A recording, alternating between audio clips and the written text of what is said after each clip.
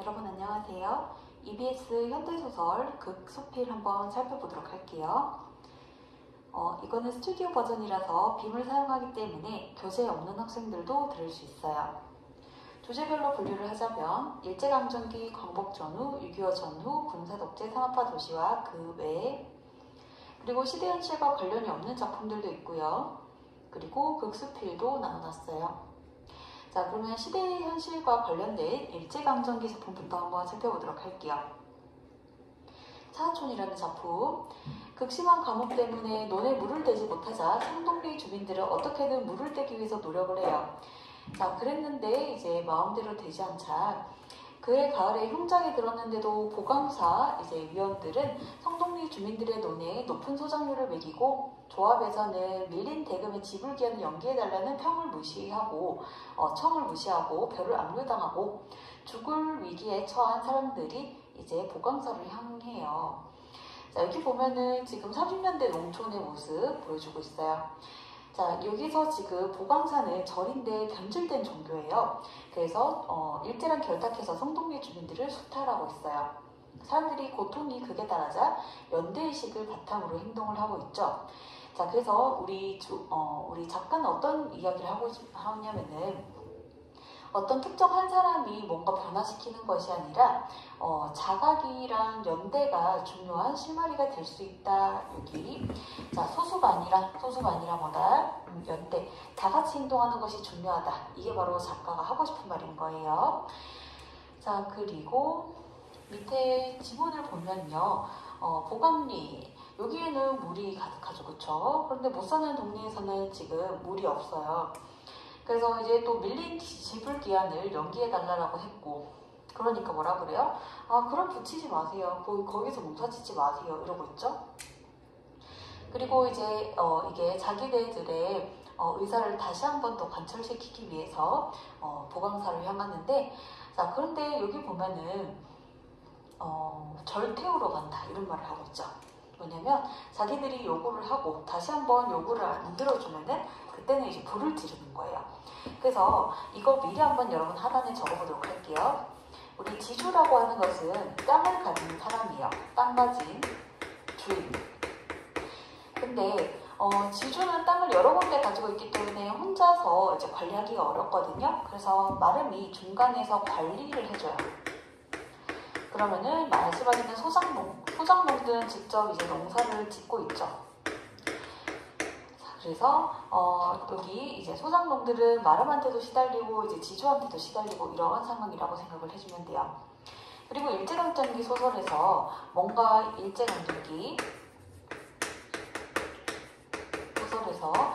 뭔가 요구를 해요. 요구를 했는데 그 요구가 들어지지 않았을 때 불을 지르는 그런 이야기가 많아요. 불을 지른다. 그러니까 자신들이 문제 해결을 위해서 노력을 했으나 그것이 상대방이 받아주지 않을 때, 예를 들자면은 이제 소장농이 뭔가 요구를 했는데 지주가 들어주지 않을 때, 그럴 때는 이제 불을 지르는 거예요. 그래서 이제 실제로도 그런 사건들이 많았다는 거죠. 어떤 소설을 보면은요, 소장농 아저씨가 있는데 그 사람의 이제 딸을 지주가 데려가요. 그래서 이제 소장농이 화가 나가지고 그 집에 가서 지주를 죽이고 그다음 그 집에 불 지르고 자기 딸 구출하고 이런 이야기가 나와요. 자, 그러면은 이런 구조 여러분 생각을 해주시고 영웅 모집 보도록 할게요. 일제강점기 다양한 군상에 대해서 나오고 그것에 대해서 비판하고, 자, 여기 보면은 군상에다가 여러분들 쉽게 말하면 모여있는 사람들인 거예요. 모여있는 많은 사람. 자, 이게 무리 군자거든요.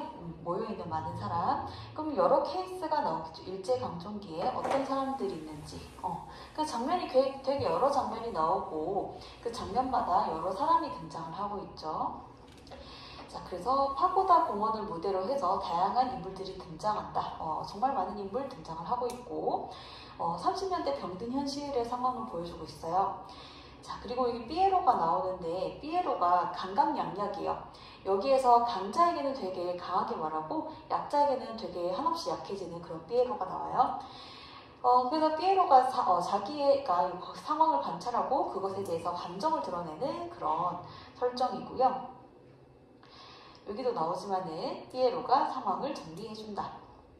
자, 여기에서 조선에서 살기 힘드니까 북간도나 이제 다른 지역으로 가는 분들이 많았잖아요. 일제강점기에. 그래서 이제 다른 지역에 가기 전에 이제 마지막으로 이제 자식들에게 조선을 보여주는 그런 장면이에요. 조선의 서울을. 자, 그러니까 여기에 보면 피에로 반응이 조선을 죽도록 지키지 않고 이러면서 안타까워하고 있는 것이죠. 자, 그 다음에 장면은 피에로가 주정꾼들에게 반응을 해요. 망할 자식들 이러면서 영웅이 나야 돼, 위대한 영웅이 나야 돼, 이렇게 이야기를 하고 있죠. 자, 그 다음에 소라는 걸 볼게요. 소라는 거는 우리 농촌에서 굉장히 큰 자산이고 중요하죠. 국서라는 인물은 소에 대해서 자부심이 굉장히 커요. 소를 애지중지해요. 자, 그런데 자기 아들이 좋아하는 귀찬이라는 여성이 이제 팔려갈 위기에 있는 거예요. 옛날에 사람 이름 지을 때 여성 이름에 귀찬이가 있었는데 귀찮은 존재란 뜻이에요. 아니면은 말자라는 이름도 많았거든. 말순이. 왜냐면은 이제 딸 좀 그만 태어났으면 좋겠다 해서 마지막 딸 이런 뜻으로 이름 지어주기도 했었어요. 어쨌든 국서가 이제 귀찬이를 데리고 오려고 아들이 계속 데리고 오자고 하니까 어쩔 수 없이 소를 팔 결심까지 해요. 엄청 소를 아끼는데도 불구하고. 근데 마름이 나타나. 아까 지주 마름 이야기했었죠. 마름은 중간 관리인이었죠. 소장료 대신 하겠다면서 소를 끌고 가요. 하지만 얘 소를 되찾을 방법이 잘 없죠. 그러니까 어떻게 한다? 불을 지른다. 여기에 보면은 말똥이가 이제 귀찬이 좋아하는 애였거든요. 그래서 귀찬이를 못 데려오니까 화가 나가지고 불을 지르는 그런 장면. 자, 그래서 여기에 보면은 소라는 거, 소를 차지하는 쪽이 결국 어디예요? 노님자. 그래서 국서 가지고 몰락하고 맨날 친일 지주 세력들이 소작 제도를 통해서 농민들을 수탈하던 당시의 모습. 그래서 여러분들이 거기에다가 프린트에다가 줄을 치면 되는데요. 어떻게 줄 치냐면 프린트 해제에서 세 번째 줄에 소를 차지한다라는 말 있죠. 자, 소를 차지한다랑 두 줄 밑에 수탈이랑 매칭하면 되고요. 그 다음에 우리 해제에서 네 번째 줄에 노님자라는 말 있죠. 노림자랑 한 줄 밑에 친일 지주 세력이랑 매칭해주면 돼요. 자, 그리고 밑에 보면은 지문에서 형님 아무리 저 소가 소중해도 노림자 어차피 가져간다. 그러니까 우리가 일단은 저 소를 제자리에 두지 않을 것 같으니 빨리 소를 좀 처리를 해보자. 이렇게 이야기를 하고 있죠. 자, 그 다음에 우리 이태준의 복덕방 보도록 할게요. 여기에서 시대 현실에 적응하지 못하는 인물이 나와요. 우리 MZ세대라 그러잖아요, 요즘에. 그래서 MZ세대랑 9세대랑 세대적인 갈등이 있듯이 여기에도 기존의 기성세대는 시대 현실에 적응 못해요. 조선 말에서 일제강점기 넘어오면서. 그리고 새로 이제 등장하는 그런 신세대들, 기성세대 말고 신세대들은 또 이기적이고 그런 문제들이 나오는 소설이에요. 자, 여기 보면은 안초시 박희화는 서참이가 운영하는 복덕방에 와서 살고 있다. 보면은 복덕방은 공인중개사 사무소라고 생각을 하면 돼요. 자, 그래서 여기에서 개발 예정인 땅이 나왔다는 소식을 들었는데 그거 사실 아니었죠. 그리고 이제 안경화가 안초시의 딸인데 안경화가 아버지 엄청 무시를 하거든요. 평소에도 쌀쌀맞게 대하고. 그리고 이제 안경화가 그 당시에 일제강점기 그 당시에 무용을 전공한 사람이란 말이죠. 그 집에 돈도 없는데 무용을 하려고 하면 엄청 이렇게 독하고 이랬던 사람인 거예요.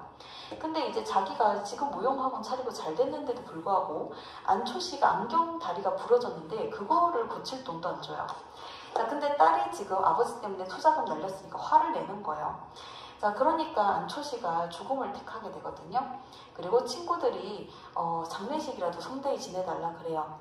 그래서 이제 안경화는 아버지가 자살한 거를 자기가 유명한 사람이니까 아버지가 자살한 것에 대해서 사람들한테 말은 하진 않아요. 자살이라고. 그런데 아버지 친구들이 성대하게 그 장례를 치러달라고 요청을 하니까 비밀로 아버지 자살했는 거 비밀로 해줄 테니까 알겠다면서 얘가 성대히 이제 장례를 치르는데 거기서도 안 나오는 눈물을 막 즙자는 거예요. 막 우는 척하고 막 눈물 일부러 거짓 눈물을 흘리고 사람들 앞에서. 자, 그래서 그런 모습을 보면서 울분을 느끼는데 나머지 아버지 친구들이 여기 보면은 급변하는 사회 질서에서 소외된 세대의 좌절과 몰락이라고 나오죠. 여러분 줄 한번 쳐보세요. 사회에서 소외된 세대의 좌절과 몰락에 줄치고 1번이라고 적으세요. 1번. 자, 여기 소설에 나오는 첫 번째 이야기. 자, 그리고 여러분 줄 쳐볼게요. 젊은 세대의 위선적인 행태 줄치고 2번이라 적어주세요. 자, 그래서 여기 보면은 적응하지 못한 인물들이 모여드는 공간이 덕덕방이죠. 그리고 여기 줄 쳐볼게요. 식민지 자본주의 실태 줄치고 3번. 그 당시에 뭐 어떤 투자 이야기를 듣고 투자했다가 망하기도 하고 이런 사건들이 많았다는 거예요. 자, 그래서 여기도 나오듯이 안경화가 바로 젊은 세대의 모습인 거죠. 위선적인 젊은 세대의 이해타산적인 면모가 드러난다. 자, 그 다음에 우리 지문에 봤을 때 이 아버지가 자살하기 전에 그렇게 얘기해요. 친자간의 도리를 배추를 이렇게 자르듯 이렇게 하네. 내가 개발에 대해서 거짓된 정보를 나도 모르게 줬는데 딸이 이렇게 나를 배신하나 이런 느낌이 들죠. 자, 그리고 밑에 보면은 호사, 장례 이 정도면 큰 장례식이네 라면서 살아있을 때는 생전에 제대로 누리지 못했는데 장례식을 이렇게 거대하게 치러주고 있는 것이죠. 자, 그 다음에 시대적 상황과 관련된 광곡전으로 보도록 할게요. 자, 여기 보면은 원래는 이게 꼭 불꽃이라고 하는 것이 현대소설이에요. 현대소설인데 지금 각색했는 것이죠. 현대소설하고 약간은 내용이 전체적으로 중에서 약간은 다를 수 있어요. 자, 3.1운동에서 그 다음에 6.25 전후 이야기까지 나와요. 아버지가 일제강점기에 동굴에서 죽은 적이 있거든요. 그리고 그 이후에 할아버지는 트라우마 생긴 거예요. 자기 아들이 동굴에서 죽었으니 자기 손자 하나 남은 손자는 잃지 않기 위해서 풍수지리를 엄청 신봉하고 조상들의 뼈를 등에다가 메고 다니면서 전국을 다 돌아다니면서 좋은 묘자리를 찾으려고 해요. 좋은 묘자리를 써서 조상들을 모시면은 자기 집에 있는 이런 불행이 끝날 거라고 생각해서 할아버지가. 자, 그리고 현이한테 제발 너 좀 얌전히 있어라, 나대지 마라 이렇게 교육을 하거든요. 자, 현이가 여러 가지 제국주의 찬영론자의 주장에 불만을 품고 귀국했다가 학도병으로 갔다가 탈출하고 고향으로 겨우 돌아와요. 자, 그럼 여기서 끝나는 것이 아니라 또 연호, 친구인 연호. 친구 사이였을 때는, 어렸을 때는 둘이 같이 놀고 그랬죠. 근데 지금은 이제 이념이 달라진 거예요. 하나는 사회주의, 하나는 민주주의 이렇게 이념이 좀 다른 거예요. 그러다 보니까 인민재판에서 영순의 아버지가 처형당하는 것에 대해서 분노해가지고 연호를 치고 아버지가 돌아가셨던 그 동굴로 피신한 상태예요. 그러니까 얘가 친구인 연호가 고영감 할아버지를 데리고 왔죠. 그러니까 할아버지가 이 상황에서 이제 깨닫기 시작해요. 아, 이때까지 내가 풍수지리를 믿어왔는데 그게 정말 풍수지리대로 해서 일이 해결됐었으려면 이런 상황이 펼쳐지면 안 되잖아요. 지금 자기 아들이 죽었던 그 동굴에서 지금 손자놈이 지금 죽을 상황이니까. 그래서 이제 고노인이 깨닫기 시작해요. 이때까지 내가 이렇게 풍수지리를 믿고 돌아다니 이런 거 다 소용없다. 사람이 그냥 주체적으로 살아야 된다라고 하면서 그래서 이제 외치기 시작해요. 자기 손자에게. 현아, 너는 반드시 살아서 이렇게 막 반드시 살아야 된다 이렇게 막 소리를 질러요. 그 순간 이제 연호가 할아버지를 쏴요. 그리고 연호가 할아버지한테 이제 총을 쏘니까 그 다음에 현이도 연호한테 총을 쏘거든요. 그러면서 현이도 깨닫기 시작해요. 할아버지가 끝까지 살아남으라 그랬잖아요. 손자한테. 그러니까 얘도 의식이 각성이 되는 거죠. 자, 그래서 현이는 어떻게 의식이 각성이 되냐면은 우리 지문에서는 거기 소설 원문에서는 꽃밭이라는 이야기가 나와요. 나는 꽃밭에서 살았었다. 바깥에서는 꽃밭 바깥에서는 사람들이 죽어나갈 때 나는 스스로 나는 죄가 없어 괜찮아 이러면서 주변 상황을 다 무시하고 살았었다 이런 얘기를 해요. 자, 그러면서 지문 원문을 봤을 때 꽃밭의 시대에 나는 살고 있었다. 근데 마지막에 어떻게 이야기를 하냐면 꽃밭의 시대는 끝난 것이다 이렇게 얘기를 해요. 자, 이제는 꽃밭의 번째 시대가 요게 꽃밭이 외면하는 거잖아요. 자기가 처한 현실을 외면하는 것이 꽃밭이라고 한다면 꽃밭의 시대가 끝났다. 이제는 외면하지 않고 살겠다. 그런 말인 거죠. 자, 그래서 나머지 하나를 탄환, 나머지 한 아래 탄환, 그것처럼 내가 살자 이렇게 해요. 자, 나머지 하나의 탄환, 이제는 내가 주체적으로 살 거다 이렇게 이야기를 하는 것이죠. 자, 그런 소설이고 일단은 여기에서 해제 부분 정리를 하고 좀 더 심화해서 설명을 해보도록 할게요. 자, 우리 해제 부분에 가서 이 내용은 각색형 시나리오, 이게 시나리오가 나왔으면은 똑같은 원본 소설이 있으면은 수능에서 시나리오가 그대로 나올 수도 있지만은 소설 오발탄이 나올 수도 소설 불꽃이 나올 수도 있어요. 자, 그래서 여러분들이 이렇게 생각을 해주고, 그럴 때는 약간 원본하고 아까 내용이 약간 다르다 그랬었죠. 자, 그러면 여기에서 해제 부분에 여러분들 프린트의 줄 한번 쳐볼게요. 프린트에서 해제해서 세 번째 줄에 문제를 외면한다라는 말 있죠. 자, 외면에다가 세모하고, 그리고 프린트 맨 마지막 줄에 맞서 싸우고자를 동그라미 해주세요. 자, 그리고 외면이랑 맞서 싸우다를 서로 대비 표시해주세요. 대비. 그리고 프린트에서 세 번째 줄에 수능한다. 수능한다에 세모하고, 그 다음에 프린트에서 해제해서 마지막 줄에 직시라는 거죠. 직시. 직시에 동그라미 하고 수능이랑 대비 표시해주세요. 자, 그래서 여기에서는 이제 행동해야 된다. 그런 말인 거죠, 여러분들. 자, 그러면 여기에서 현이가 새로운 탄생 이러면서 이때까지는 제대로 살지 못했던 거예요. 주체적으로. 이제 다시 살아야 되죠. 적극적으로. 자, 그러면 이게 여기까지 일단 정리를 하고 자, 일단 좀 이따가 심화해서 다시 한번 다른 소설 할 때 설명을 해볼게요.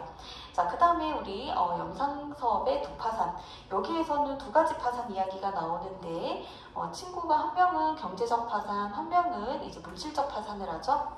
요거 띄워놨죠. 자, 여러분 프린트에 줄 한번 쳐볼게요. 해제 첫 번째 줄에 물질적으로 파산해가는 인간 줄치고, 두 줄 밑에 정례 모친이랑 매칭하고요. 그 다음에 정신적으로 파산해가는 인간 줄치고, 자, 해제 세 번째 줄에 옹김이랑 매칭해주세요.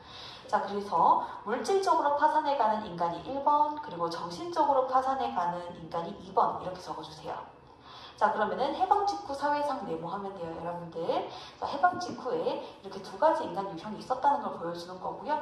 여기에 나오는 교장도 간악한 행위를 하는 사람으로 나오죠. 자, 그러면 여기에 봤을 때 둘이 원래 친구였잖아요. 여기 보면 물질적 파산을 하는 친구는 남편이 잘생기고 젊고 그래요. 근데 경제적으로 어렵고, 그 다음에 정신적 파산을 하는 친구는 이제 할아버지 같은 남자랑 산단 말이죠. 할아버지 같은 남자랑 나이 차이가 많은 그런 결혼을 했어요. 그런데 경제적으로 부유하죠. 하지만 정신적으로는 파산을 한 행복하지 않은 그런 상태예요. 그래서 물질적 파산을 한 친구가 정신적 파산을 한 친구에 대해서 무조건 욕만 하는 게 아니라 한편으로 불쌍해하기도 여기는 장면이에요. 내 신세도 내 신세지만은 오기미가 가엾어서 울었다. 자, 여기 여러분 줄 쳐보세요. 프린트에 줄 쳐보세요. 살림이 파산 지경이고 오기미는 성격이 파산이다. 여기다 줄 치면 돼요. 자, 그래서 이제 또 뭐 교장의 대사가 나오고, 자, 그 다음에 우리 6.25 전후 보도록 할게요. 자, 우리 상단에다가 한번 아까 심화해서 설명하겠다고 했던 거 한번 필기를 해볼게요. 상단에다가 전후 소설이라는 말이 나오죠. 지금 전후 소설. 전후라고 하는 것은 전쟁 이후의, 전쟁 후의 소설을 뜻해요. 전쟁 후의 소설. 자, 전쟁 후의 소설에 대해서 첫 번째로는 전 세계적으로는 어떤 의미로 쓰이냐면요. 세계대전 이후를 뜻해요.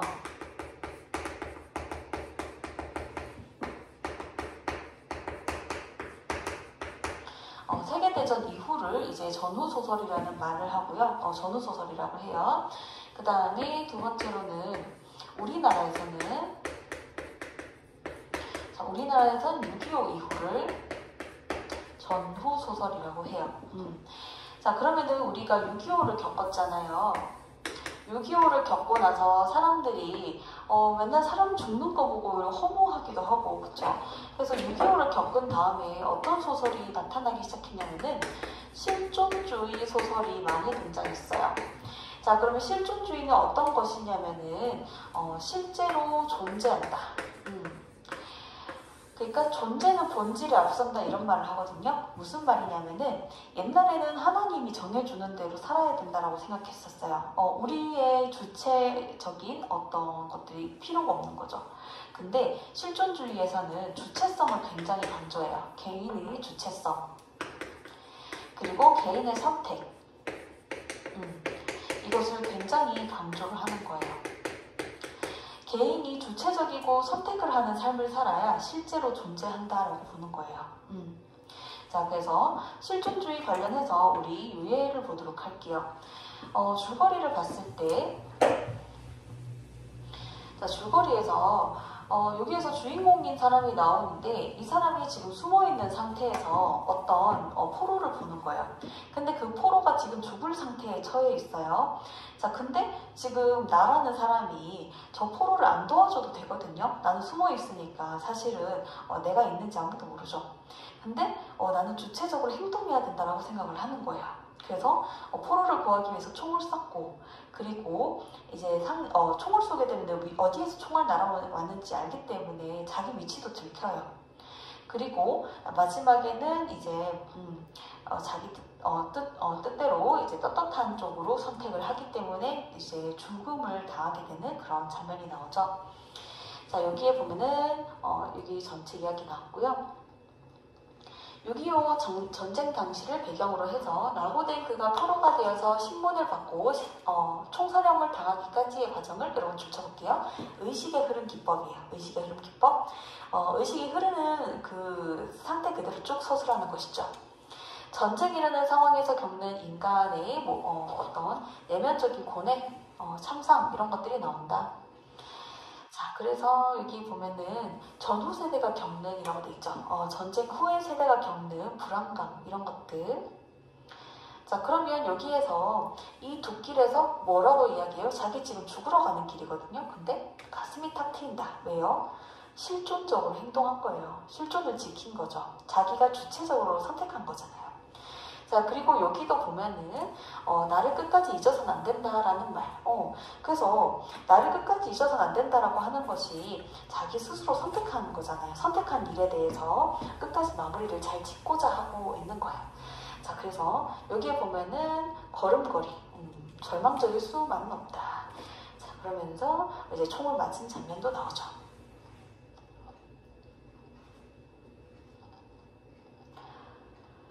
그 다음에 의식이 흐려지고 그들은 아무렇지 않게 들어갈 것이고. 자, 그 다음 말하는 돌 보도록 할게요. 자, 말하는 돌은요. 이거는 여러분들 현강학생들은 우리 그때 현대시에 내가 잘못 분류를 해서 현대시 할 때 했을 거예요. 6.25 전쟁이 발발하고 아버지가 부면장을 죽였다는 누명을 쓰고 마을 사람들한테 죽임을 당해요. 옛날에 이념 때문에 싸울 때 마을 사람들끼리 싸우고 막 죽이고 그랬거든요. 근데 이제 아버지 무덤을 이장을 하기 위해서 고향에 왔어요. 그리고 이제 아버지 누명이 이미 벗겨졌는 걸 알게 되죠. 그래서 마을 사람들한테 자기 이름을 밝히니까 별로 놀라워하지 않으면서 그러면은 당신 참 효도 잘했다 이렇게 막 칭찬을 하고 처음부터 이름 밝히지 내가 더 잘해줬을 텐데 이렇게 얘기를 해요. 그래서 오히려 죄책감과 부끄러움을 느끼는 거예요. 아버지 복수하려고 하고 싶었는데. 그래서 아버지 무덤 위치를 표시해주기 위해서 올렸던 그 돌을 챙겨서 돌아와요. 자, 그러면은 여기 억울함이 이미 풀렸고 세월의 흐름 앞에 기억과 상처가 무디어져서 죄의식을 느끼지 못하는 사람들을 상대로 복수하는 건 의미가 없고 오히려 아버지 욕되게 하는 걸 깨달았다. 자, 여기 여러분 줄쳐볼까요? 상처의 치유가 복수를 통해서 이루어지는 게 아니라는 거예요. 그러면은 뭐가 필요하다? 용서와 화해가 필요하다. 여기다 줄치면 되고요. 자, 그 다음에 우리 오발탄 보도록 할게요. 자, 여기에서 지금 전체 줄거리 보면은 북한에서 내려왔는데 가족들이 그 상황에서 우리 주인공인 철호가 있는데 철호의 어머니는 이제 정신 이상이 와요. 정신 이상이 되어서 가자 라는 말만 반복을 하고 있고요. 아내는 임신한 상태인데 잘 먹지도 못하고요. 그 철호의 수입으로 가족들이 살아가고 있는데 영호는 지금 번번한 직장은 없고요. 그러면서 사회에 대해서 좀 안 좋게 생각도 해요. 형님한테 그렇게 양심 지키고 살면 제대로 못 산다 이러면서. 그리고 여기에서 여동생이 있거든요. 철호의 여동생은 직업이 양공주예요. 양공주가 뭐냐면은 옛날에 우리나라에서 6.25 전후로 해서 미군들이 들어왔잖아요. 미군들 상대로 몸을 팔던 여성이에요. 성매매하던 여성을 양공주라고 했어요. 이게 우리나라에만 있던 게 아니라 전 세계적으로요. 전쟁이 터지고 나면 남성들은 실업 상태가 돼요. 남성들은 실업이 되기 때문에 남성들이 경제적 활동을 못할 때는 여성들이 경제적 활동을 하는데 그때 여성들이 선택할 수 있는 방법이 이제 성매매예요. 그게 우리나라에서만 나타난 현상이 아니라 전 세계적으로 그러했다라고 하더라고요. 자, 그래서 이제 동생은 지금 양공주를 해가지고 돈 벌어 와가지고 집에 보태고 이런 상태예요. 그 가족들 다 같이 한 방에서 자거든요. 자, 그래서 우리 줄거리 계속 이야기하자면은 영호가 이제 권총으로 강도를 하고 강도 행각을 벌이고 아내는 아히나타가 사망을 해요. 자, 그리고 철호는 이런 상황에서 정신적 혼란을 느끼면서 이제 치과 가서 이를 뽑아요. 요즘 같으면 충치를 이제 약간 살짝 파내서 썩은 부위만 떼울 텐데 충치를 그냥 다 있는 데를 뽑아버리거든요. 그래서 의사가 이렇게 많이 뽑으면 과다출혈 된다는데 괜찮다, 그냥 다 뽑아달라 이렇게 해서 다 뽑아버려요. 피 많이 흘리는 상태에서 이제 택시 탔는데 해방촌 가자, 자기 집 쪽 해방촌 가자, 병원 가자, 뭐 경찰서 가자 이렇게 막 이렇게 여러 가지 장소를 얘기해요. 그러니까 마지막에 어떻게 끝나냐면은 여러분 한번 적어보세요. 맨 밑에 하단에다가 어쩌다 오발탄 같은 손님이 걸렸어. 오발탄 같은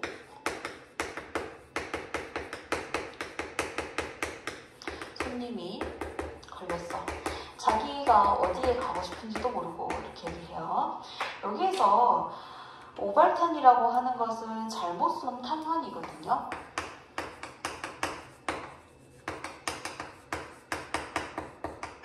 탄환이라고 하는 것은 총알이죠. 그러니까 여기에서는 갈피를 잡지 못하는, 갈피 잡지 못하고 괴로워하는 철호를 뜻하는 것이죠. 그래서 오발탄이라고 하는 작품의 그 제목 그 자체가 철호를 상징하는 그런 작품이에요.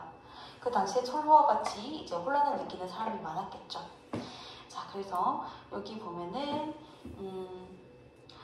처참한 사건이 중첩된 위기 상황에서 가치관 혼란을 느끼며 오발탄이 되어버린 존재. 그래서 당시 사회를 대변하는 인물이다. 자, 그래서 여기 보면은 형님한테 아주 작은 용기만 있어도 괜찮아요 라고 하면서 그 보면은 동생은 이제 사회에 불만이 좀 많고 형님이 양심 지키고 살고 이런 것에 대해서 그렇게 백날 양심만 지키면 돈 안 생긴다 이렇게 얘기를 해요. 자, 그리고 나중에는 강도 행각을 벌리죠. 자, 그 다음에 벗어던지고 양심을 울리고 다 벗어던지고요 형님 이렇게 얘기하죠. 복도운동에 보도록 할게요. 자, 복도운동에는요 반란군이 들어와요. 우리 아까 이야기했듯이 이념 대립이 있을 때 마을에 어떨 때는 국군이 지배했다가 어떨 때는 빨치산이 지배했다가 이런 시대가 있었거든요. 자, 그래서 마을 사람들이 세상이 뒤집혔다라고 하는데 반란군에 몰래 동조해왔던 소금장수랑 대장장이는 기세 등등해요. 자, 그리고 어느 날 학교운동장에 모이게 해서 새끼줄로 운동장 분할하고 협조자, 비협조자 나눴는데 비협조자로 분류된 사람들은 이제 나는 죽겠다 뭐 슬퍼해요. 자, 그 다음에 공포에 휩싸여서 사람들이 분류가 끝나고 그 다음에 알고 보니까 이들이 이제 반란군 복장을 했던 연극이었던 거예요 이게. 그래서 반란군 동조자를 색출하기 위한 연극이었다라고 하면서 소금장수 대장장이가 속았다면서 막 오줌을 싸고 막 그래요. 자, 그래서 여기 보면은 이념 갈등 속에서 권력자들이 얼마나 폭력적으로 행동했는지. 사람들이 진짜 폭력적이잖아요. 한순간 죽음과 생사가 바뀌는 거니까. 자, 그래서 속이는 모습, 사람들이 생사가 갈린다. 한반도를 휩쓸었던 이념 갈등으로 사람들이 얼마나 고통 겪었는지를 그게 나온다. 자, 그래서 새끼줄로 이제 갈라놨죠. 그 사람들은 어제 저녁까지만 해도 다 같은 그냥 마을 사람이었는데, 그쵸? 새끼줄, 볼품없는 새끼줄 가다 그걸로 운명이 갈리더라라는 거. 아이쿠 속았구나. 그 장면 나오죠? 그럼 여러분 거기에다가 우리 하단에 한번 필기를 해보도록 할게요. 자, 여기에서 우리 한반도가 나오죠. 한반도. 한반도는 어떤 상황이냐면 지금 38성 갈려있고 분단된 상황이고요. 그리고 거기에 한반도에는 우리 민족들이 살고 있죠. 자, 그러면 이게 어떤 상황과 유사하냐면 동네에 운동장이 있어요. 그리고 운동장을 새끼줄로 지금 갈라놨단 말이죠. 그리고 거기에서 마을 사람들, 우리 민족, 우리 마을 사람들이 나오죠. 자, 그러면 이게 지금 한반도랑 유사한 것이 바로 운동장이고요. 그리고 분단 상황과 유사한 것이 가르는 거 새끼줄이죠. 자, 그 다음에 여기에서 갈라져 있는 우리 사람들이 여기 갈라져 있는 동네 사람들이 바로 우리 민족의 모습이라는 거죠. 우리 민족들도 남북으로 갈리기도 했고 아니면은 민주주의니 사회주의니 이런 선택을 했어야 되는 그런 상태. 여기에 마을 사람들도 선택을 해야 되는 상태. 아니면은 협조자, 비협조자로 분류된 거니까 강제적인 요소도 있는 것이죠, 당연히. 자, 그 다음에 뒤에 가서 박완서 그의 겨울은 따뜻한 해를 보도록 할게요. 6.25 전쟁 때 이제 수지 언니거든요. 언니가 동생을 표주박 은놀이개로 한눈 팔게 한 다음에 손을 놓아버리고 혼자 가족에게 돌아와요. 나쁜 언니죠. 그 실제로도 이제 6.25 관련 그런 드라마를 보면은요, 어떤 장면이 나오냐면은 어떤 한 가족이 되게 잘 살고 한 가족이 이제 경제적으로 힘든 상황에서 둘이가 똑같은 디자인의 가방을 들고 서로 모르는 사이에요. 피난 가다가 피난 과정에서 가방이 바뀌는 거예요. 가방이. 그래서 잘 살던 가족이 못 살게 되고 못 살던 가족이 거기 안에 금이 많아서 잘 살게 되는 그런 드라마가 있었거든요. 그 여기 보면은 이제 이후에 얘들은 오빠랑 이제 수철이랑 수지는 잘 살게 돼요. 그래서 겉으로는 수소문해서 동생 찾는 척하고 막 광고 내고 이렇게 했는데 정작 동생을 찾았을 때는 행방을 알게 됐을 때는 가족으로 받아들이기 힘들어해요. 왜냐면 자기는 이미 결혼하고 그랬거든. 그래서 자기 마누라에게 부담 주기 싫고 부담 주고 싶지 않은 거예요. 그리고 수지가 일환의 중동행을 주선해주면서 마음의 빚을 갚으려고 했지만 오목이는 결국은 죽게 되고 수지에게 감사 표시로 은표주박을 건네는데 수지가 그녀 옆에서 무릎을 꿇고 사실은 내가 네 언니야 고백하고 이미 죽은 사람인데 자, 여기 보면은 이상가족이 됐는데요. 여기 줄쳐볼게요. 근대화 산업화 바람이 불던 60, 70년대에도 여전히 남아있는 전쟁의 아픔. 전쟁이 하루 만에 딱 끝나는 게 아니죠.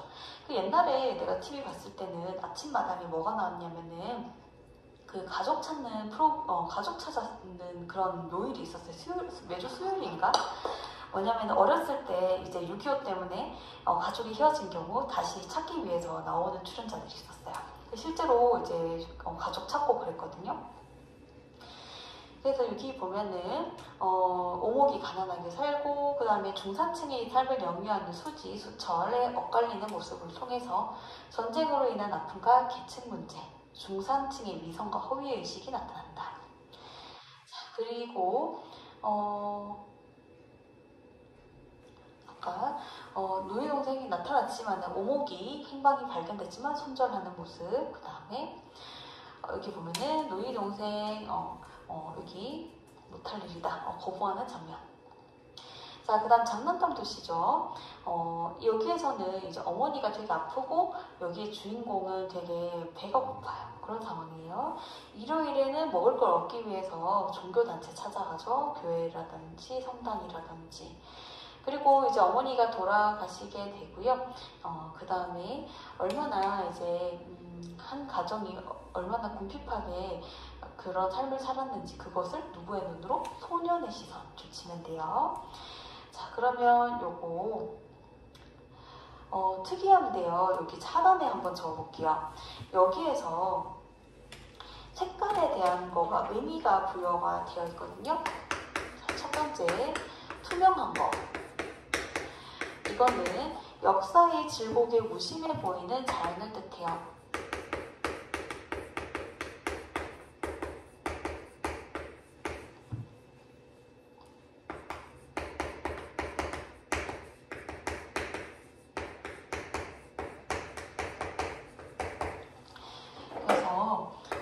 우리 아무리 6.25가 있고 하더라도 자연은 그대로 봄, 여름, 가을, 겨울 전개되잖아요. 그래서 자연은 투명한 이미지.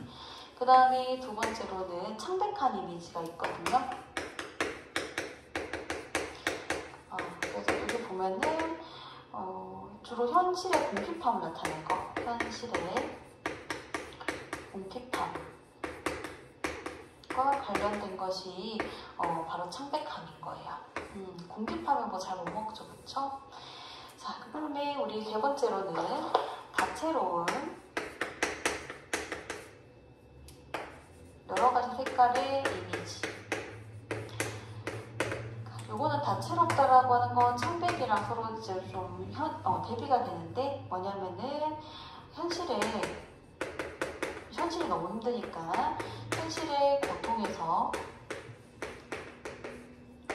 벗어나고 싶은 인물의 소망. 그 소망을 나타내는 부분은 다채롭게. 자, 그래서 여기에 예를 한번 적어보도록 할게요. 첫 번째로는 비어있는 가을 하늘. 안 보이겠네요. 이렇게 적어볼게요.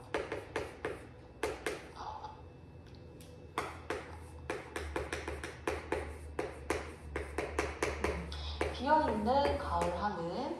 자, 그 다음에 맑게 흘러내리는 햇살.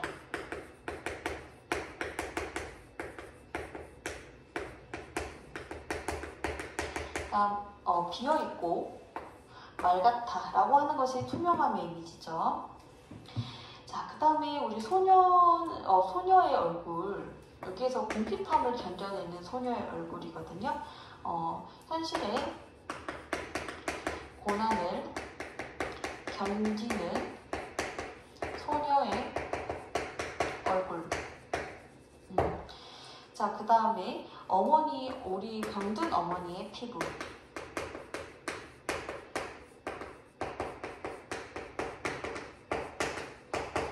자, 요게 바로 창백함의 이미지고요.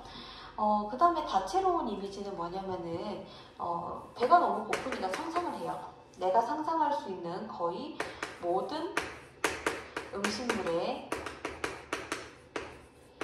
빛깔이랑 형태. 그래서 얘가 배가 고프니까 막 물배 채우고 이렇게 했단 말이죠. 자, 이렇게 여러분들 필기 잘 보일까요?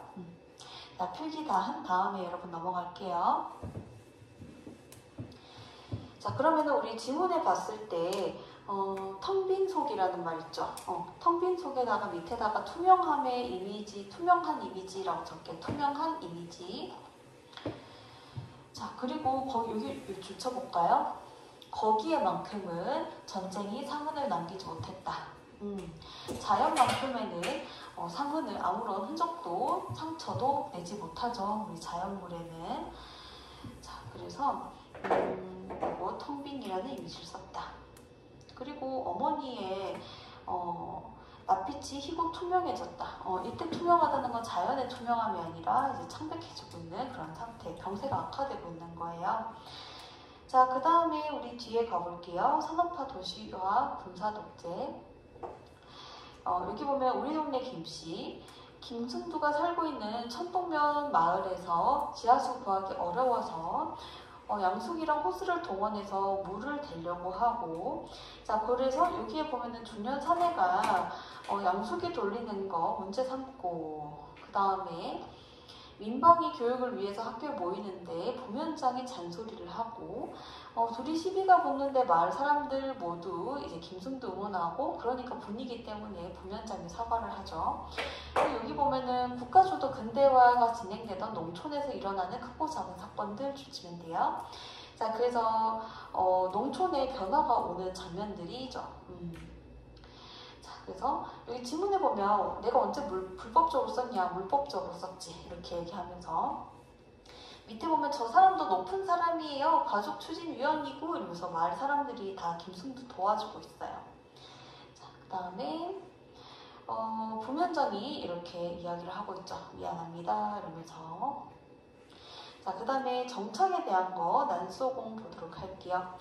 난소공을 지은 조생희 작가는 작품 수가 많진 않아요. 그런데 작품으로 인한 반응이 굉장히 컸어요. 그래서 그 당시 공장의 노동자들 중에서 조생희 작품을 읽지 않는 노동자가 없을 정도로 인기가 많았어요. 그들의 이야기를 담아냈기 때문이죠. 자, 여기 보면은 나건구 행복동에 살아요. 반어죠, 반어. 이 사람들이 살고 있는 곳은 지옥이거든요. 이 사람들이 이제 대대손손 종애 집안이었어요. 그러니까 쌍놈의 집안이다 보니까 이 조상들이 돈도 없고 집도 없었던 거예요.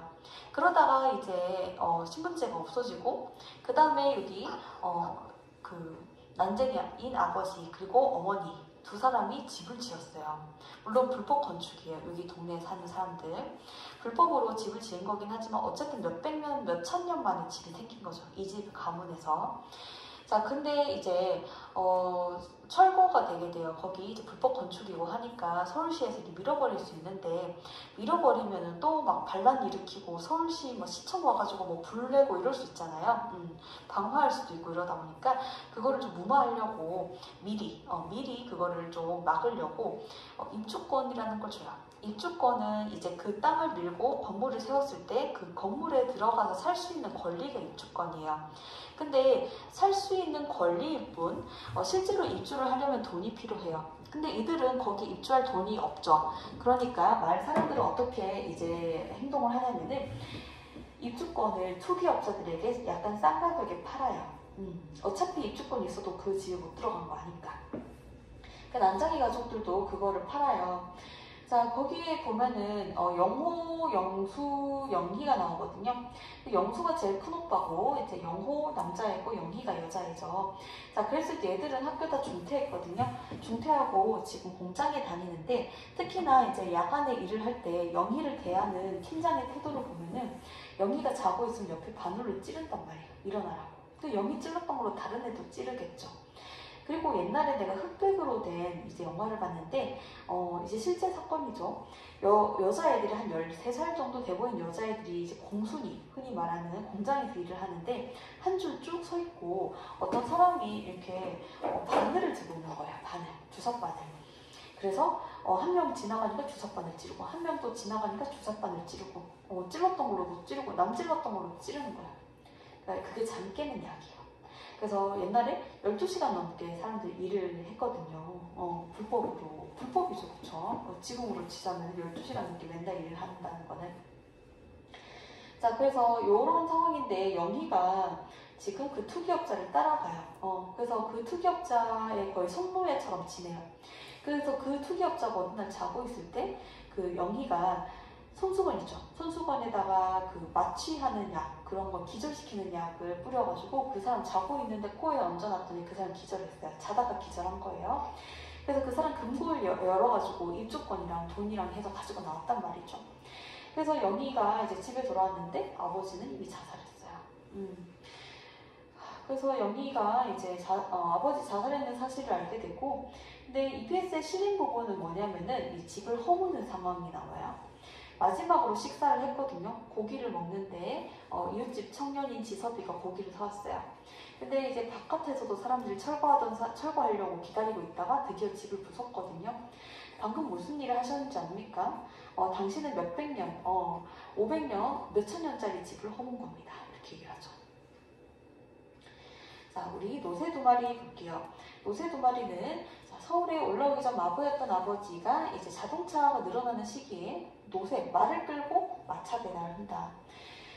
마차로 연탄 배달을 한다. 자, 그리고 어느 날 이제 노새가 없어지는 일이 생기죠. 놀라서 달아나니까 아버지랑 찾으러 갔다가 동물원에 가는데 다른 동물에 관심 보이지 않던 아버지가 얼룩말 앞에 서 있다. 나는 아버지가 노새를 닮았다라고 생각을 해요. 노새, 그다음에 아버지 닮았다라고 생각을 하죠. 그리고 나서 집에 이제 왔더니 엄마가 노새 난리쳤다 이야기하면서 자, 그러니까 아버지가 나는 또 노새 같다. 아버지 노새 같다라는 이야기를 해요. 여기 보면은 70년대 산업화 도시화가 일어날 때 여러분 줄쳐볼게요. 도시로 이동한 계층의 소외감 줄치면 돼요. 자, 그래서 여기 보면은 아버지가 왜 노새랑 비슷하냐면 노새가 지금 배달을 하고 있잖아요. 그런데 차로 배달하는 게 사실 더 빠르거든요. 좁은 데도 들어갈 수 있고 그 차한테 밀리는 거예요. 그리고 여기에 보면은 지금 도시화되고 산업화된 이런 공간에서 아버지는 사회로부터 밀린 거죠. 밀려서 지금 소외된 상태인 거예요. 그래서 말로 배달하는 것이 아니라 차를 살 여력이 있었다면 아버지가 차 사서 열심히 돈 벌면 또 잘 살 수도 있었을 텐데, 그쵸? 소외된 아버지. 그래서 아버지도 이제 말 종류 앞에서 끌렸을 수도 있어요. 아까 동물원에서. 자, 그래서 우리 아버지 노새 닮았어 이야기. 그 다음에 우리 시대 상황 꽃빛단이 나오죠. 자, 여기에서는 일제강점기부터 그 다음에 소련군 주둔했을 때 그리고 그 이후에 미군 주둔했을 때까지 내용이 이제 이어지는데요. 얘는 일제강점기 친일파로 살았고 그 다음에는 소련군 때 이제 소련군 장교의 혹을 떼주는 수술을 하고 성공을 하죠. 그래서 그 장군이 껍빛단 캡틴 그런 뜻이 최고. 그렇게 그래서 껍빛단이죠 제목이. 그리고 나서는 이제 친미파가 되고요. 여기 보면은 해방 직후에 이렇게 아까 이야기했었던 거 여러분 줄쳐볼게요. 권력의 빌부터 출세에 연연하면서 개인적으로 잘 사는 거에만 관심을 보이는 기회주의자의 속물 근성 이런 것들 보여주면서 현대사의 어두운 면을 고발한다. 자, 여기에서 시계를 가지고 있는데 시계가 계속 보면은 38선 넘었죠? 미국의 그래서 여기 보면은 일제시대 소련군 때 6.25 때 38선 미군 부대 죽을 고비를 넘길 때마다 이 시계랑 함께했다. 이인국의 삶을 지각해서 지금 나타냈네요. 자, 그 다음에 우리 수원에 보도록 할게요. 수원에 제1과 제1장. 자, 1과는 과는 큰 거고 그 안에 1, 2, 3, 4장이 있어요. 자, 그러면은 책으로 치면 제일 첫 장이라는 뜻인 거. 1과 1장이. 자, 그러면 여기에서 수태기가 유도 실력이 좋아요. 근데 아버지가 수태기가 집에 도둑이 들어서 잡았는데 아버지가 오히려 수태기를 때려요. 야, 오죽하면 먹을 게 없으면 왔겠냐 라면서 먹을 거 챙겨 보낸단 말이죠. 그래서 수태기가 그 다음에 이제 농촌으로 귀농을 하게 되는데 일을 제대로 못하니까 아버지한테 꾸지람을 듣지만 하지만 점차 익숙해지고 점차 흙냄새 의미를 알아가요. 자, 그래서 그 과정이 형성화되어 있는데요. 마지막 우리가 뭐라 그래요? 이번하면 나도 제1과 첫 선을 넘은 것인가? 미션 클리어 처음으로 했는가? 이렇게 이야기하면서 끝나죠. 자, 그 다음에 출세기 보도록 할게요. 갱고가 무너져서 거기에 오랫동안 있다 구출되고 사람들이 김종호를 매스컴이 집중을 하기 시작해요. 자, 근데 김종호가 상품 가치가 떨어지니까 사람들로부터 외면을 받고요. 그래서 외면받고 이제는 이제 매스컴으로부터 돈을 받지 못하고 근데 또 이제 보면은 광산에서 탄광 매몰 현장에서 또 사고가 나요. 그런데 또 사람들이 이제 김종호에게 또 몰렸죠. 너도 옛날에 그런 적 있지 않아요? 라면서 인터뷰 달라고 했는데 근데 이번에는 좀 빨리 구출된 거예요. 그래서 사람들도 손절치고 가는 거예요. 그러니까 뭐라 그래요? 이번에는 하늘로 가서 기록 세워야지 이런 얘기를 해요. 자, 여기에서 보면은 인간을 줄쳐볼게요. 인간을 상품화하면서 효용성만 추구하는 대중 언론의 상업주의와 허위성 고발 줄칠게요. 자, 그리고 인간 부재라고 하는 거에 줄치면 되는데, 부재라는 건 없다는 뜻이죠. 그래서 매스컴에서 어떤 인간에 대해서 다루지만 사실은 그 인간 그 자체에 대한 관심이 아니라 자기들의 이익을 위해서 다루는 거니까 정작 그 안에 중요한 인간이라는 요소는 없어진 그런 상태인 것이죠. 자, 그래서 방금 구출됐다라고 하니까 손절 치고 가고 이제는 새하늘로 가서 기록을 세우겠다 이야기하죠. 자, 그러면 우리 하단이나 상단에 한번 적어볼게요. 제목인 출세기라고 하는 것에 의미를 적을 건데요. 기는 기록이죠, 그쵸? 자, 그러면 출이라고 날출, 나아가다 그런 뜻이에요. 그 다음에 새는 세상 세자예요. 세상으로 나아가다 그런 뜻이죠. 자, 그러면은 첫 번째로는 뭐냐면은 세상으로 나온 이야기.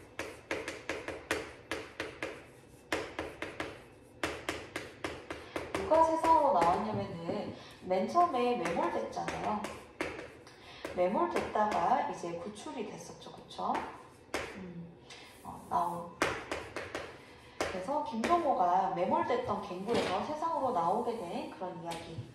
자, 그 다음에 우리 너 출세했네 보통. 너 돈 많이 벌게 됐네, 유명해졌네 이렇게 출세. 여기 보면은 돈을 많이 벌게 된 이야기. 돈을 많이 벌게 된 이야기. 여기 보면은 김종호가 매스컴 하면서 돈 이제 TV 출연하면서 돈도 벌잖아요. 그런 걸 뜻해요. 우리 보통 출세했네 할 때, 사회적으로 높은 지위에 올라갈 때. 자, 두 가지 의미를 가진다. 자, 그 다음에 우리 우상의 눈물 볼게요.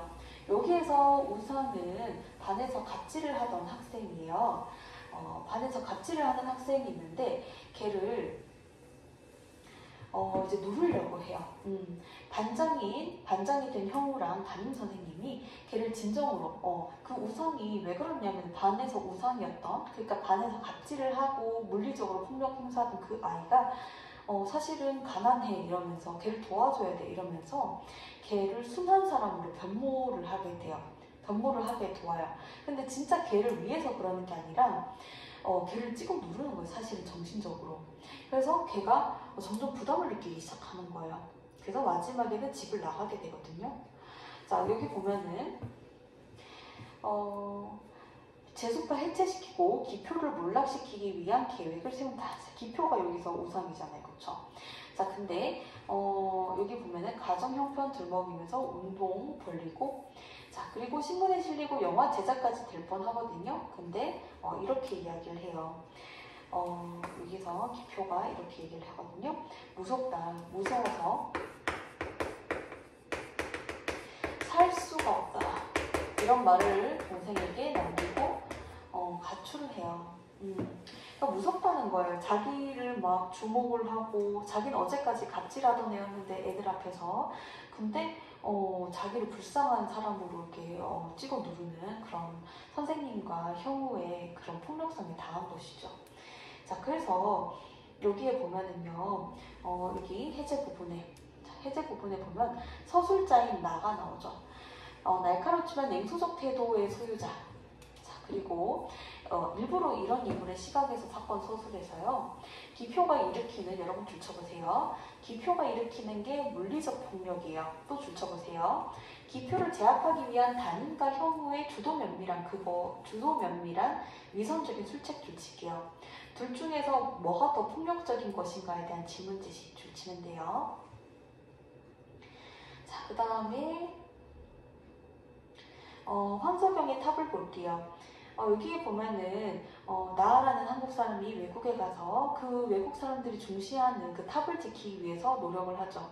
그래서 이제 열심히 목숨 걸고 지켰는데 미군이 와서 그냥 쓸어버리고 가는 거예요. 그러니까 미군한테 이거 이 동네 사람들이 엄청 중요한 거다라고 설명하고 싶지만 미군은 그런 거 듣지 않는 거예요. 이거 보면은 수많은 사람들이 희생이 됐지만 그 탑을 지키려고 하지만 한순간에 무너져요. 그냥 쓸어버리니까요. 여러분 줄쳐보세요. 강대국의 논리로 제3세계 운명이 좌지우지되는 부조리함 줄치면 돼요. 자, 그래서 여기 보면은 우리는 작전 명령에 따라 저 탑 지켰다. 난 그런 거 들은 적 없는데 이제 미군이 얘기하죠. 그래서 골치 아픈 거 없애야지. 우리 미군은 언제나 변화시키고 새롭게 할 수 있다. 세계 모든 곳에서. 이러면서 우리가 싸워서 지켜낸 것이 우리의 자신의 개 같은 목숨에 지나지 않는다. 이렇게 이야기를 하고 있죠. 자, 그 다음 역사 볼게요. 이때 역사는 히스토리라는 뜻이 아니에요. 힘이 센 사람을 뜻해요. 여기에서 나라는 사람은 빈민가에 살다가 양옥집에 이사 오게 됐는데 처음에는 좀 좋은 것 같았는데 할아버지가 너무 규율이 심한 거예요. 그래서 여기 보면은 서씨는 대대로 힘이 세요. 근데 우리 힘이 센 거를 이제 조상 대대로 내려오는 그 힘셈을 하늘에서 조상들 보시라고 밤에 이제 돌을 옮기죠. 자, 그래서 요거 보면서 이제 피아노를 두들기기 위해서 앞으로 나아간다. 근데 방문을 열고 온 사람이 할아버지뿐이었다. 자, 그러면 이게 무슨 이야기냐면 여러분들 줄쳐볼게요. 기계적인 규율에 의해 통제되는 현대인의 삶을 비판적으로 다룬다라는 거. 또 줄쳐볼게요. 개인의 자유를 억누르려는 권력의 폭력성 고발. 할아버지. 자, 폭력적이죠. 정신적으로 힘들게 하죠. 그래서 서씨 이야기 여기 나오고요. 나는 이 집에 처음에 존경심 가졌으나 그 할아버지 때문에 점점 마음에서 이 집을 멀리하는 그런 장면이 나오고. 자, 우리 여기에서 각색했는 거 생존인데 약간 허생이 방정맞게 나오더라고요. 여기에서는. 근데 사실 허생은 되게 과묵한 사람이고 소설 원문을 보자면요. 여러분 전체 줄거리 알고 있는지 모르겠어요. 자, 허생은 원래 책을 읽었는데 이제 마누라가 돈 벌라고 하니까 그래서 밖에 나가서 변씨에게 돈을 빌리고 고맙다는 말도 안 하고 매점매석을 해요. 나라 안에 있는 모든 과일들을 이제 다 사니까 나라에서 과일값이 뛰니까 그걸 팔고 비싼 값에 말총을 다 사들여요. 그래서 사람들이 이제 갓을 만들고 이걸 못하니까 그때 또 팔아버리고. 자, 그러다가 이제 이게 조선은 너무 좁다. 그러면서 매점매석으로 나라가 흔들리다니. 그래서 자기가 다른 섬에 가서 나라를 세워요. 그리고 거기에서도 장사를 하다가 일본이랑 교역을 했어요. 그러다가 다시 이제 조선으로 돌아올 때 글 아는 자를 데리고 와요. 왜냐면은 글 아는 자들은 거기에 남아있으면은 또 사람들한테 가스라이팅하고 이제 나쁜 짓 할까봐. 그 조선에 와서 돈 다 갚았는데 자기 원래 빌린 돈보다 많이 갚았어요, 변씨한테. 그러니까 변씨가 괜찮다, 이자 안 줘도 된다라고 하니까 갑자기 허생이 급발진을 하죠. 당신은 나를 장사치로 하는가? 장사일 때까지 했잖아요. 그러니까 허생의 의식에서는 아직 상인에 대해서 낮춰보는 의식이 있었던 거예요. 그래서 이제 변씨가 허생 따라가 보니까 어느 조그만 초가집에 들어가죠. 그래서 난 너랑 잘 지내고 싶어 라고 하니까 그럼 나한테 돈을 줄 필요 없고 술이나 먹을 거나 조금 달라 이렇게 얘기해요. 지내는데 이제 이완대장이라는 사람이 변씨한테 주변에 좀 사람 좀 소개 좀 해줄래? 왜냐면은 나라에서 인재를 구하고 있는데. 그러니까 허생이 좋다 해가지고 허생을 추천했더니 이완대장이 허생 찾아가죠. 그러니까 허생이 이제 3가지를 제시를 해요, 이완대장에게. 근데 이완대장이 다 거절을 하게 되는 좀 급진적인 3가지를 제시했거든요. 근데 이완대장에게 예를 들자면 허생이 자제들, 고위 관료들 자제들을 외국에서 어떤 높은 직위에 올릴 수 있느냐, 높은 직위에 가서 일하게 그들에게 변발을 시키고 위에 머리 밀어버리고 밑에 머리 닦게 할 수 있겠어? 라고 하니까 안 된다. 어떻게 부모님이 주신 머리를 미냐 이렇게. 자, 그래서 너는 3가지 다 안 된다라고 나한테 얘기하는구나. 화를 내면서 막 칼을 뽑아들어요. 퍼포먼스를 하는 거죠, 허생이. 그러니까 이완대장 도망가고. 그 다음에 가보니까 허생이 사라지고 없더라. 허생이 사라지고 없는 건 2가지 의미예요. 첫 번째로는 허생의 이인으로서의 면목, 특이한 사람으로서의 면모를 부각하는 것. 두 번째로는 그만큼 허생이 제시한 게 그 당시 사회에서는 받아들이기 힘든 급진적인 것이었다는 뜻이에요. 자, 그런 얘기예요. 지금 실린 부분은 뭐냐면은 허생에게 감동받는, 도둑들이 감동받는 장면. 자, 그 다음에 현대소설의 시대랑 관련 없는 거, 역마 쌀 김에 평생 돌아다녀야 되죠? 자, 그렇게 해서 이 집의 할머니, 엄마는 전부 다 역마살 있는 사람들과 결혼해서 이제 자식을 낳고 성기를 이제 역마살을 타고 났으니까 성기도 그래서 그걸 누르려고 엄마가 절에다가 공부도 시키고 이랬거든요. 근데 개연이라는 애를 만나게 돼서 성기랑 개연이랑 좋아하게 됐는데 엄마가 어느 날 개연이 머리 빗길 때 보니까 귀 여기 사막이 있는 거예요. 근데 자기도 사막이 있거든요. 그러니까 아버지가 같다, 어머니가 다르다, 개연이랑 자기랑 자매다 이렇게 생각하는 거예요. 사막이 유전되지 않아요, 여러분들. 그냥 레이저선은 없어져요. 자, 그래서 이제 이모랑 결혼하면 안 되잖아요, 성기가. 그래서 개연이를 보내요. 그러니까 성기가 이제 뭐 난리를 치죠. 그러니까 얘가 성기가 거의 죽을 것 같으니까 상사병 때문에. 그러니까 얘기해요. 사실 네 이모인 것 같다 이렇게. 그래서 엄마 나 옆판 하나만 맞춰달라 그래요. 그래서 옆판 하나 맞추고 오히려 발걸음이 가볍고 운명에 순응하는 것이죠. 자, 그래서 한국의 운명관, 그래서 여기 줄쳐볼까요? 자기에게 주어진 운명을 확인하고 순응해서 비로소 삶의 생기를 찾는 모습이 나온다. 주어진 운명에 맞닿아있다. 생의 본질과 운명이 맞닿아있다. 자, 옆판을 맞춰달라 그러죠. 자, 이것도 시나리오랑 또 소설이랑 또 달라요. 약간 달라요, 구성이. 자, 뭐냐면은 어떤 어머니가 아들을 키우고 있었는데 홀로 어떤 떠돌이 소리꾼이 와가지고 같이 지내다가 이제 엄마가 임신을 하고 딸을 낳고 이제 죽게 됐어요. 그러니까 이 떠돌이 이제 노래하는 사람은 그 딸이랑 그 다음에 그 아들, 친아들은 아니죠. 그 애들을 데리고 또 떠돌이 생활을 하면서 노래를 가르쳐요. 근데 딸은 자기 피를 받아서 그런지 노래를 잘 부르는데 이 아들인 애는 이제 배울 의지도 없고 잘 못해요. 그러니까 너 그렇게 못하겠으면 북이라도 쳐라 해서 북을 이렇게 가르쳐줘요. 그래서 하는데 이제 오누이를 너무 힘들게 트레이닝을 하는 거예요. 옛날에 득음이라고 해서 음을 얻다. 득음을 하기 위해서는요, 판소리를 할 때 그 계곡에 가서 연습하는데 그 발성 연습, 득음은 입에서 피가 나와야 득음했다라 그래요. 자, 그래서 피 나올 때까지 이제 노래를 시키는데, 그러니까 애들이 너무 힘들어하니까 이제 몸이 힘드니까 몸이 붓는단 말이죠. 밤이 되면. 그러면 아버지가 똥물을 먹여요. 똥을 체에 받쳐가지고 그 위에 물을 부어가지고 똥은 안 먹이고 밑에 물을 먹이는 거예요, 애들한테. 아버지가 이제 가스라이팅 하네요. 자, 그래서 이제 못 살겠다 하면서 이 아들이 도망쳐요, 아버지로부터. 그 여동생은 계속 거기 남아있잖아요. 근데 여동생도 마저도, 이 여자아이마저도 자기를 떠날까봐 이 아저씨가 딸이 자고 있을 때 눈에다가 독약 같은 걸 발라요. 그 딸이 눈이 멀게 되죠. 시각장애인 된 거예요. 그러니까 한이 더 맺히죠. 한이 맺히니까 그 한과 관련돼서 저 판소리를 잘 할 수 있겠죠. 자, 그래서 그 이후에 이제 아버지는 돌아가시죠.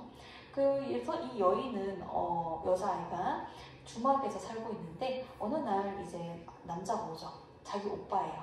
서로 오빠 동생인 거 알아보는데 서로 말은 안 해요. 너 누구였네? 오빠네? 이런 말은 안 해요. 그래서 밤새도록 소리를 해요. 오빠는 북을 치고 그 여자아이는 노래를 하고. 그래서 그 다음날 그 산에 오빠가 떠나고 주막에 거기 집주인이 물어보니까 사실 오빠가 다녀갔다. 이렇게 얘기를 하죠. 자, 그런 이야기고요, 여러분들. 말을 찾아서. 자, 여기 보면은 양아버지, 옛날에는 대를 잇지 못하면은 그 친척 중에 다른 친척 중에 양아들로 들어가고 그랬거든요. 먼 친척 아저씨 집에 양아들로 들어가는데 은별이라는 이름의 노새를 끄는 당숙의 양자가 된다. 근데 당숙은 나를 좋아하지만은 나는 부끄러운 거예요. 왠지 이제 우리 당숙이 새아빠죠. 양아버지가 노새를 끄니까. 자, 그래서 은별이 받아들이지 못하는데 은별이 죽고 난 다음에 당숙이 울고 있는 걸 봐요. 자, 그래서 여기 보면은 여기 보면 아버지, 너네 친구들 앞에서 이제 아버지처럼 한 거죠, 당숙이. 그러니까 너네 아버지야? 이렇게 한 거죠. 근데 나는 친구들 앞에서 우리 아버지, 양아버지라는 거 들키는 게 싫은 거예요. 그래서 나 아버지 양자 안 해요? 이러면서 막 간단 말이죠. 그러니까 엄청 당숙이 상처받겠죠. 그래서 그러다가 이제 또 뒤에 보면은 이제 은별이가 죽어요. 자, 그리고 나서 아버지가 우는 걸 봤고, 그다음 밑에 보면은 그는 은별이는 참 나에게 미움을 받았다. 모든 것이 다 내가 누리는 모든 게 그의 은별이 등에서 나. 은별이가 열심히 집 나르고 해서 내가 먹고 사는 거잖아요.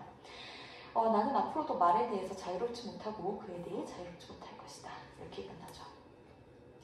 자, 비 오는 길 볼게요. 자, 여기에서 비를 피하기 위해 사진관에 갔다가 사진관 주인을 만나는데, 자, 여기에서 병일이라는 사람은 지식인이거든요. 경제적으로는 잘 살진 못해요. 근데 사진사를 비웃어요. 사진사는 술 먹고 현실에 안주하는 그런 삶을 살거든요. 자, 그래서 사진사랑 만남을 지속하는데 그래도 사진사를 완전 마음으로 받아들이지 못해요. 그러다가 사진사가 죽게 되고 다시 자기 원래 살던 방식대로 독서에 매진하겠다 이렇게 다짐을 하죠. 자, 여기 보면은 의식의 흐름대로 그 병일이의 의식을 잘 드러낸다. 여기 보면은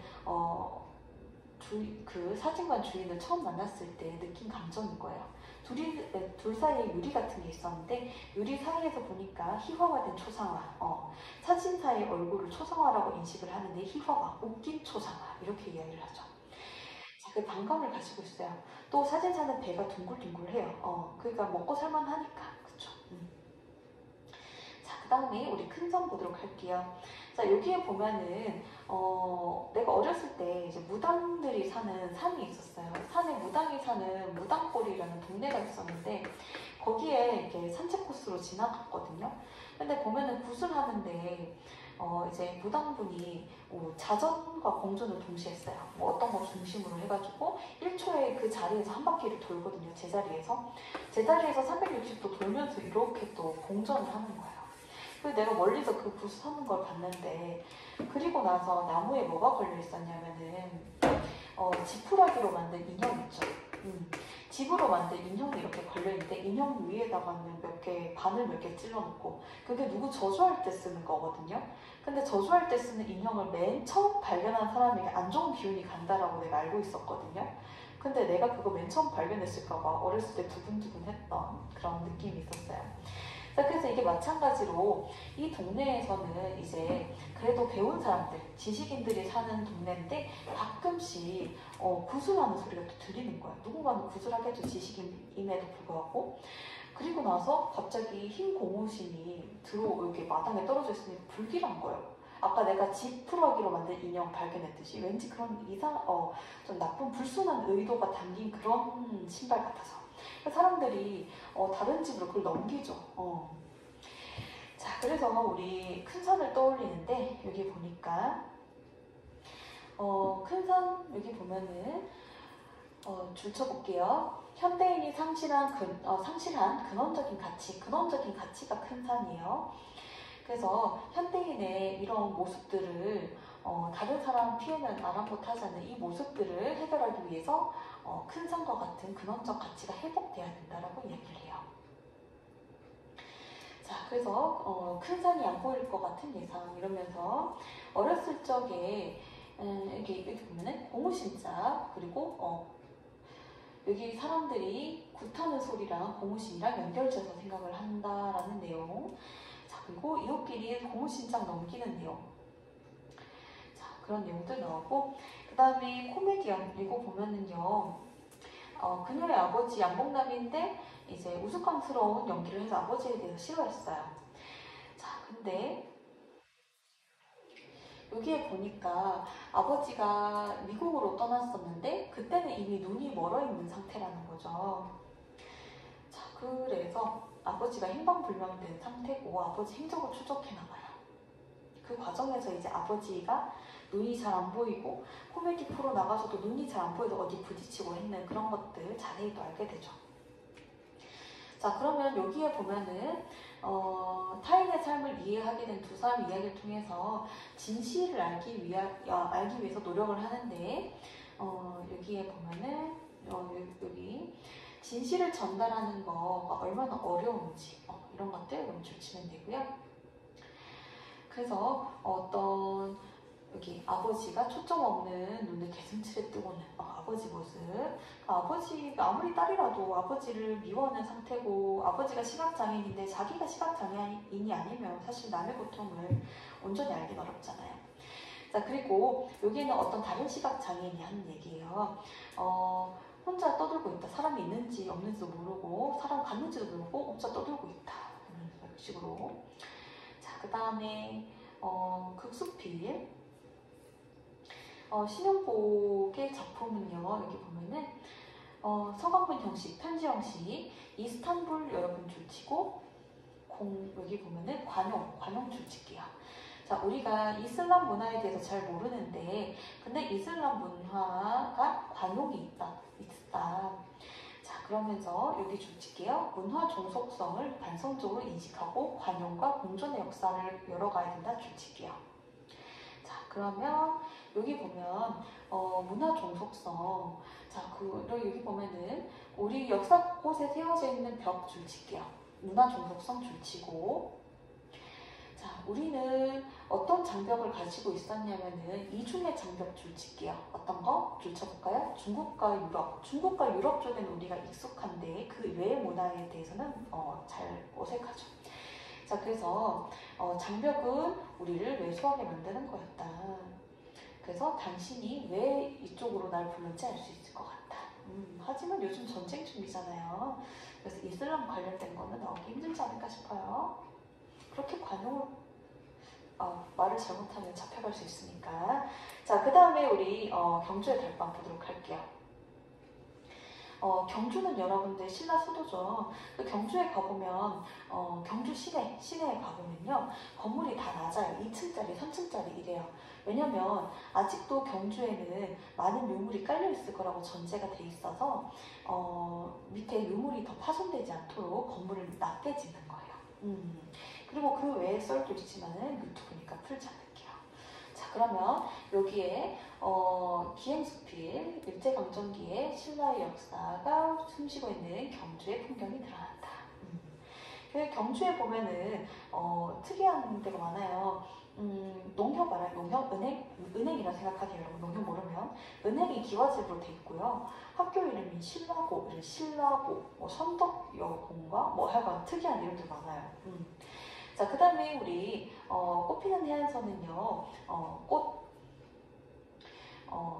내가 여행을 하면서, 자전거 여행하면서 본 개화 낙화 과정. 자, 그러면서 여기 보면은 매화조금 풍장.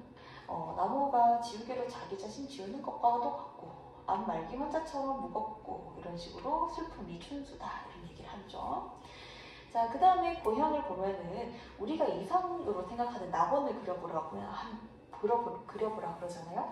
그럼 사람들은 자기 어린 시절과 비슷하게 그 낙원의 모습을 그려내는 것이죠. 자, 그래서 인간이 구성하는 낙원이 어린 시절에 대한 기억의 재구성에 지나지 않는다. 자, 이렇게 이야기하고 있죠. 그래서 오징어 게임에도 보면은 거기에 오일남 할아버지가 구슬치기 하는 장면에서 자기 어렸을 때 살던 동네다, 옛날에 자기 살던 동네다 이러면서 좋아하잖아요. 그래서 어떻게 보면은 뭐 게임 주체자지만 그분이 그러니까 마찬가지 낙원이라고 하면 어렸을 때를 연결지어서 생각한다. 어렸을 때 모습으로 낙원을 재구성한다. 낙원을 구성한다. 내가 잃어버린 나무들. 여기 보면은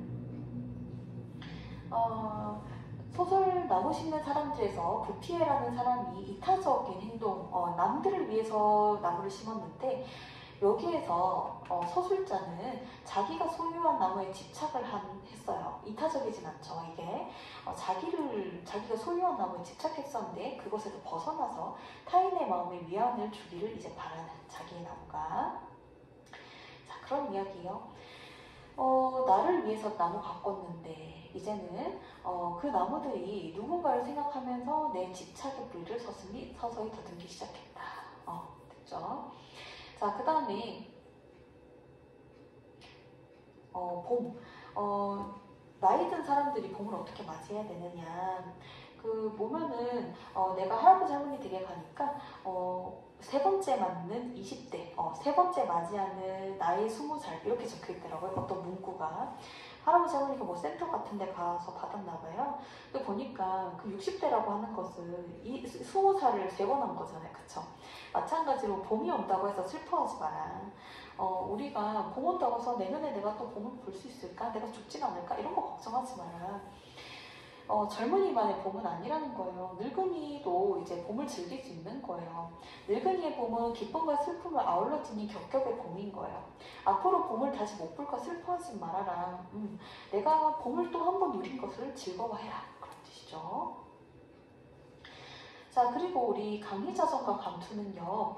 글쓴이가 강희자전이라는 책을 팔았다가 이제 되찾으려고 하니까 집주인이 엄청 거기 책방의 주인이 엄청 욕심부렸단 말이에요.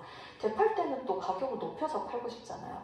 마찬가지로 여기에서 내가 아는 시골에 있는 내 지인이 와서 이번에 왜 왔냐면은 내가 감투 하나 얻으려고, 내가 벼슬 하나 하려고. 근데 벼슬을 돈 주고 사면은 다시 한번 그 벼슬을 이제 가지게 됐을 때 갑질해서 사람들한테 갑질하고 부정적으로 이윤 취득해서 다시 자기가 벼슬 사기 위해서 썼던 돈을 회수하려고 할 거 아니에요. 그런 거를 이제 지적을 하죠.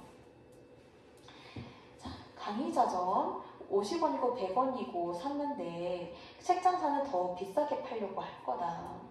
그러니까 자네는 여기 줄쳐볼게요. 자네는 책장사, 감투는 강의자전. 왜냐면은 감투라는 거 그게 돈으로 환산됐다. 너 감투 돈 주고 샀지 않냐. 그러면은 미천 뽑아 먹으려고도 생각하겠지. 너도 이렇게 얘기하죠. 자, 그래서 여러분 여기 줄쳐주시면 되고 자, 우리 폭포는 우리 위에서 아래로 중력, 자연의 그대로 자연에 따르는 우리 동양의 사상과 비슷하죠. 서양은 분수 위로 솟구치는 거, 중력에 역행하는. 그래서 그거는 서양의 정신과 유사하다. 자, 그 다음에 우리 토지는요. 10년 넘게 작가가 지은 작품이고 책도 10권 정도 돼요. 진짜 많아요. 그래서 이게 사실은 뭐 어느 하나로 퉁치기 어려운 되게 대하소설이라서. 왜냐면 그 최씨 집안에 어떤 딸이 이제 할머니 손에 크다가 이제 할머니도 돌아가시니까 친척 아저씨인 최준구라는 사람이 와서 간섭하기 시작해요. 내가 도와줄게 이러면서. 그래서 이 집에서 갑질을 하다가 동네 사람들한테도 갑질하고 이렇게 하다가 동네 사람들이 수특에 실린 부분은 지금 동네 사람들이 최준구 찾으러 오는 그런 장면이거든요. 자, 그러다가 이제 서희가 최준구를 몰아내고 그 다음에 서희가 결혼도 하는데 누구랑 결혼하냐면 자기 집의 종이랑 결혼해요. 남자 종. 옛날에 이제 신분제 폐지됐으니까. 자, 그래서 이제 신분제 폐지되니까 남자 종이랑 결혼하고 그때 일제강점기거든요. 일제강점기라서 이제 외국에 가서 살다가 근데 거기에서도 이제 서희는 가족들을 엄청 대가족이라서 가족들 데리고 갔기 때문에 책임을 져야 되거든요.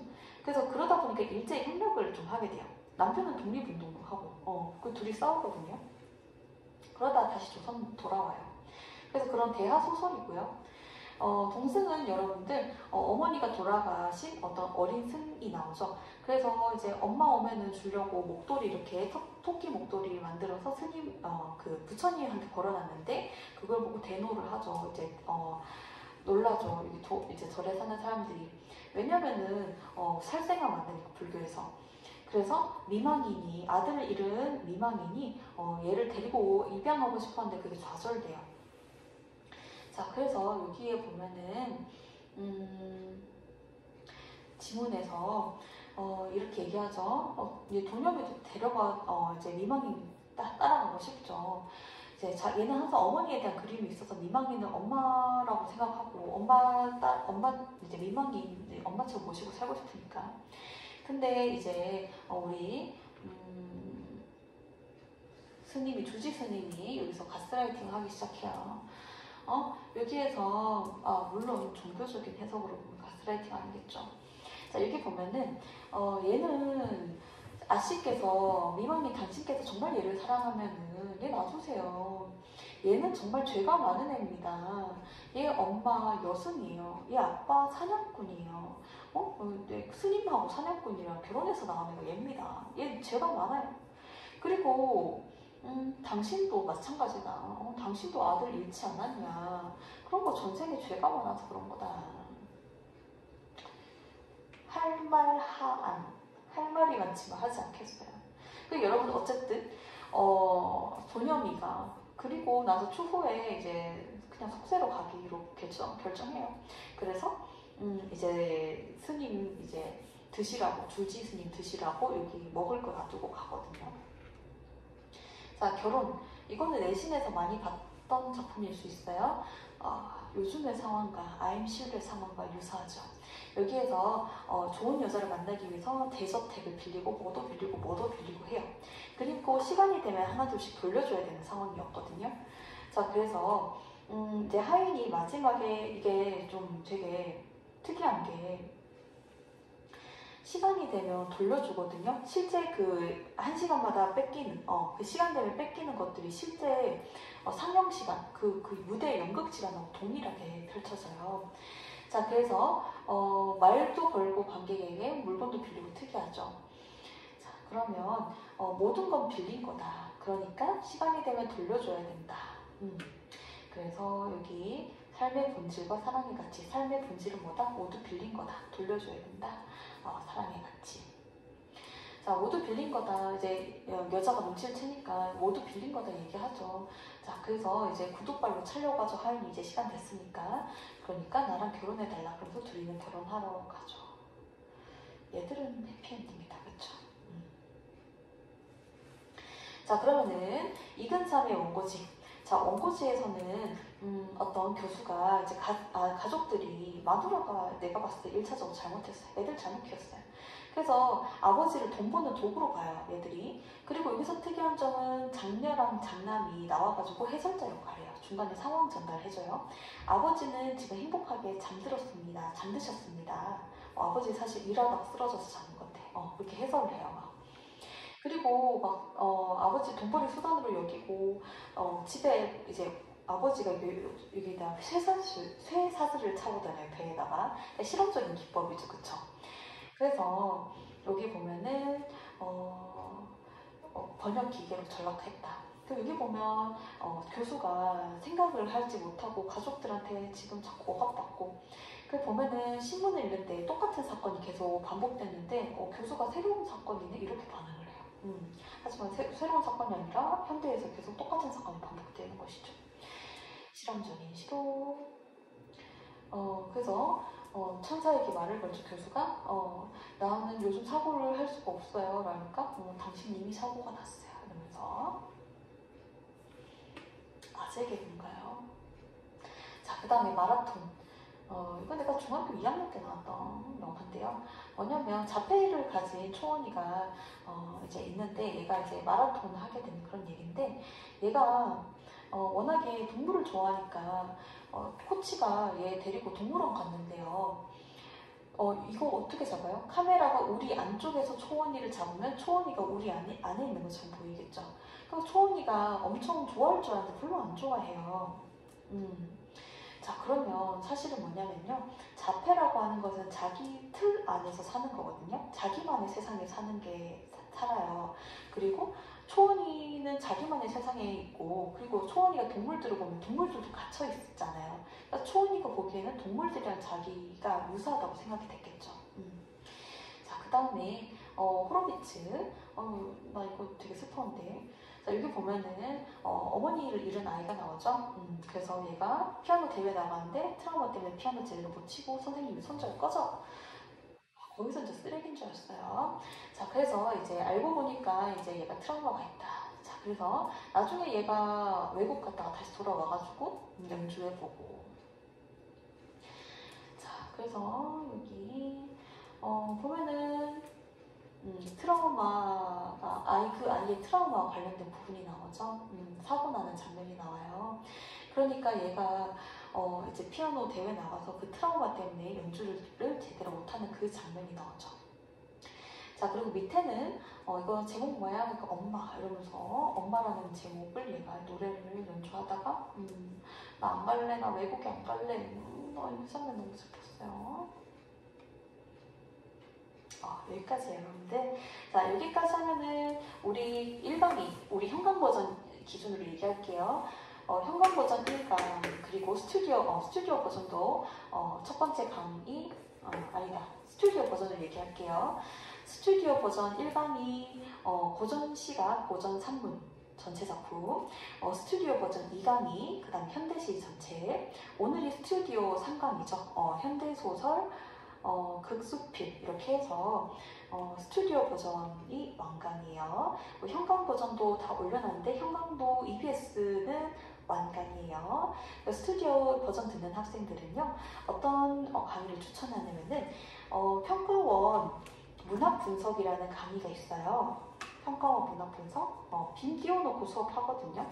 그리고 알고 있듯이 여러분들 현장 학생들도 요거 내가 들으라고 그랬잖아요. 현장 학생들도 요거 들으라고 했는데 요거 원래 수업해야 되는 건데 시간 없어서 내가 수업을 못해서 인강으로 대체하는 거거든요. 요거 반드시 들어야 돼요. 요거 현강 학생들 요거 듣고 나서 나한테 문자해야 돼요. 여기 맨 앞에 1페이지에 내 휴대폰 번호 적어놨거든요. 네, 여러분 강의 듣느라 정말 고생 많았어요.